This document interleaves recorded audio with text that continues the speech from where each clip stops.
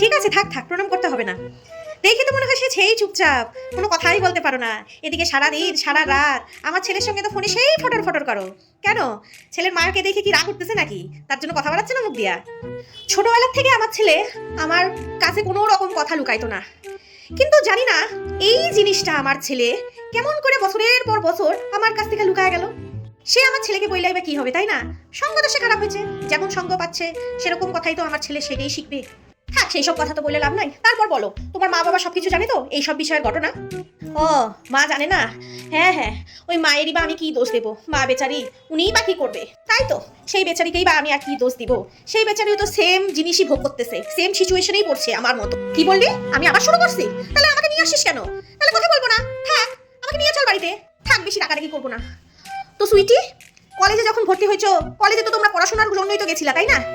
না, যদি পড়াশোনা যদি কইরেই থাকতা, তাহলে এই জিনিসগুলো কেমন করে মাথাতে ঢুকলো? তার মানে তো কলেজে পড়াশোনা করতে যাও নাই, গিয়েছিলাম প্রেম করার জন্য।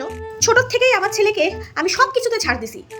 একা শুধু আমি ওর মা হয়ে সমস্ত ফ্যামিলির সঙ্গে লড়াই করছি শুধুমাত্র আমার ছেলের জন্য। এত ছাড় দিয়ে লাভই বা কি হইলো? পরিণাম তো এই যে সামনেই আছে। আগে যদি জানতাম এত ছাড় দিয়ে এই অবস্থা হবে, কোনোদিনও ছাড় দিতাম না। এই শুধু ছেলেকে ভালোবাসি দেখেই আজকে কিন্তু তোমার সঙ্গে আমি দেখা করতে আসছি। আর একটা কথা, আমি যেখানে দেখা করতে আসছি না, সেটাকে কিন্তু আবার পাকা দেখা ভাইবো না, কিংবা ভাইবো না যে তোমার সঙ্গে আমার সুমিতের সম্পর্ক মাইনা নিছি আমি। আমাদের বাড়ির সব ডিসিশন সুমিতের বাবাই কিন্তু নেয়। তো যাই হোক, তোমার সঙ্গে তো দেখা করে নিলাম, কিন্তু যেহেতু এই ডিসিশনটা শুধুমাত্র সুমিতের বাবাই নেবে, তার জন্য তোমার সঙ্গে কিন্তু শুধুমাত্র সুমিতের বান্ধবী হিসেবেই দেখা করলাম। অন্য কিছু ভাইবো না কিন্তু তুমি আবার। যেহেতু বান্ধবী হিসাবে দেখা করছি, কল্পনাও করো না কিন্তু যে তোমার সঙ্গে আমার শাশুড়ি বৌমার সম্পর্ক হবে।